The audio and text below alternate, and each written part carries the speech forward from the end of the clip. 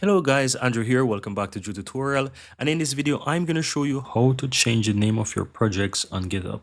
Simply click your repository on the left hand side and then you want to click on projects. Under the project section, guys, you want to choose a project that you want to rename. So let's say I'm going to take this project right here. I'm going to click on the project to open the project.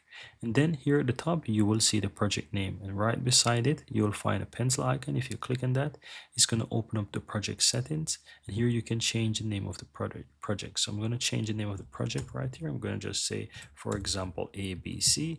And you can go ahead and add a description if you want to make some changes there, etc.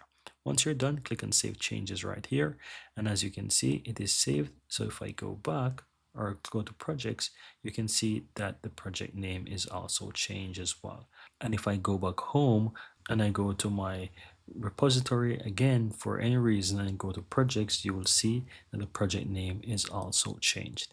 So that's it, guys. That's how to go ahead and rename your projects on GitHub.